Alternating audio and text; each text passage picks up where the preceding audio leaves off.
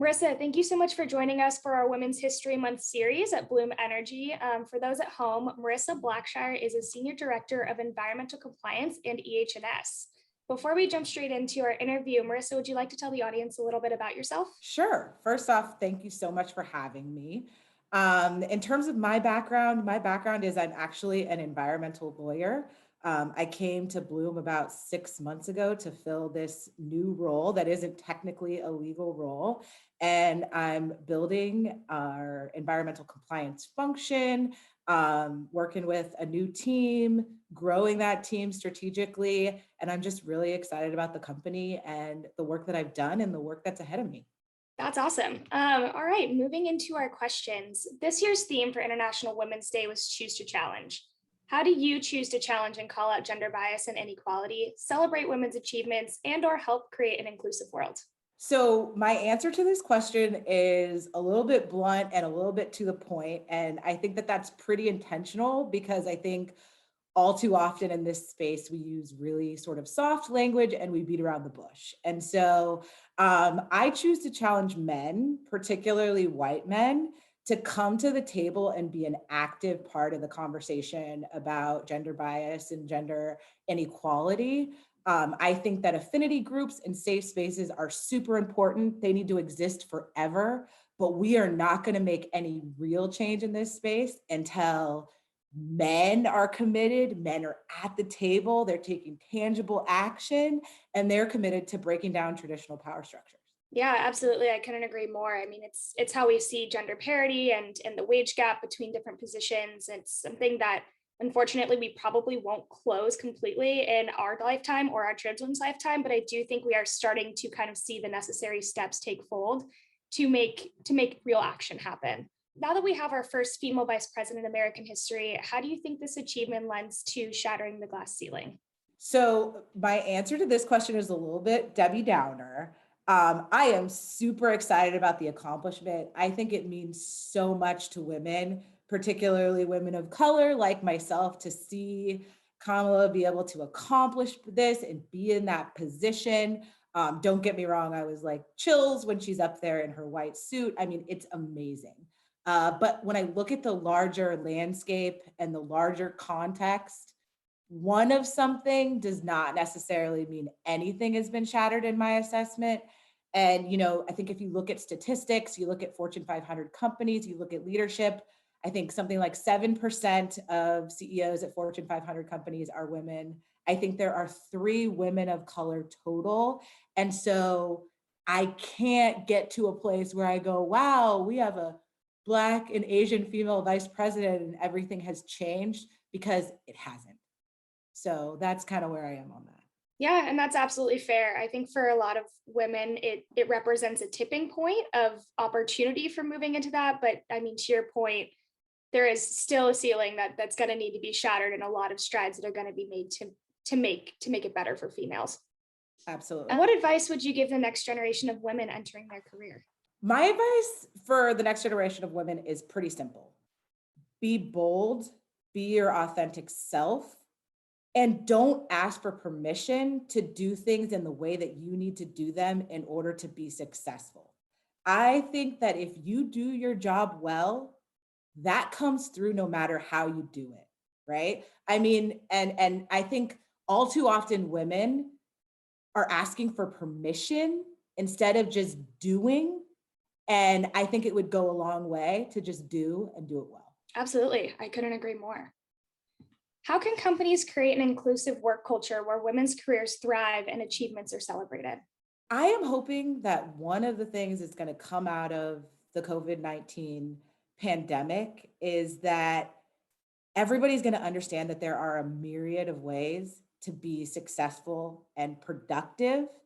And because they realize that, they're going to realize that there are a lot of sort of accommodations that we can make that aren't going to impact the work at all. We now know that we can all do our jobs really effectively remotely. So what does that mean for women, right? Like, I think it means a lot. In addition, I think we also just have to really acknowledge that women are not succeeding at the same rates as men. So what do we do about that? And how can we be intentional about creating a culture that changes that, right? How can we make sure that we're giving women a voice? How can we make sure that we're mentoring women? How can we make sure that we are supporting strong women in the same ways that we support men in our organizations, right? So, how do we change the narrative? How do we make sure we're empowering women? And I just think, in this day and age, if you can't figure out a way to foster strong female talent, that's a you problem because it's out there, right? So I challenge everyone in leadership to think about how can we make it better? How can we be more inclusive? How can we make accommodations that are going to dictate that more women are successful in our workplaces? Absolutely. That's very unique perspective, and I couldn't agree more. And as we kind of build out affinity groups and understanding what it means to get men and women on an equal playing field, everything that you just acknowledged is going to be increasingly important. Oh, sorry, can I just say one more thing on that point? I think Absolutely. the sort of elephant in the room in that space is that women disproportionately bear the brunt of having to do childcare and school and whatever with or without COVID, right? So if we acknowledge that, and we also acknowledge that there are now ways that we know around that, how can that sort of help us move the needle, right? Absolutely. And I mean, something to consider is that the traditional workforce was set up in a way that the men were the breadwinners and women stayed home with the kids. And that's why there is it's said that it takes a village, and it really does take a village to raise a child. But not only that, I mean, the way that the workforce has progressed hasn't really stayed aligned with also supporting women who are still taking on that at-home function. But you have a two-parent earner household, so it's really establishing new fundamental ways of supporting men and women who are trying to raise a family and have careers. Absolutely. And I think the key difference is men have been doing it for years, and there's never been an expectation that men be perfect in every aspect of their life, whether it be their career, their family, etc. And for some reason, there is that expectation with respect to women, right? And I don't think anybody can really have it all. And we have to give women the grace to understand that and have that same sort of experience that men have had forever, right? Absolutely. Moving on to our next question. Any closing thoughts? I know we've had quite a bit of dialogue throughout this, and it's been very candid conversation, but anything else that you'd like the audience at home to know? Yeah, I mean, I think there's just a lot of work to be done all over the place. I think as women, we need to demand more. We need to have the courage to maybe apply for jobs that we're not 100% qualified for, just like men. We need to have the courage to sort of um, fight for ourselves in the area of pay, et cetera, and value ourselves in ways that we know men have no problem doing, right? On the other side, I think that leadership, men and women, need to be really intentional about rewarding those things, right? And not falling into the trap of sort of punishing women for having the same sorts of characteristics that we value in other men.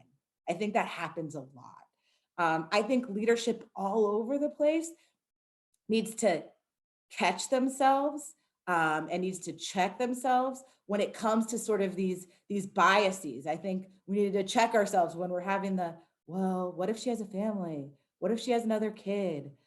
How is that older male going to feel about that younger woman being their leader? What if that older male finds out that she makes more money than him? I think we all need to acknowledge that everything I just said is happening. It's happening all over the place. And we have to check ourselves every single time we go there if we're going to move the needle and things are going to change. Yeah, absolutely. I couldn't agree more. Thank you so much for joining our Women's History Month series. It was such a pleasure talking to you and hearing your perspective on how we can really continue to challenge these gender biases and create an equal playing field for women, not only in their careers, but just in society as a whole. So I really appreciated the conversation. Thank you. Thanks so much for having me.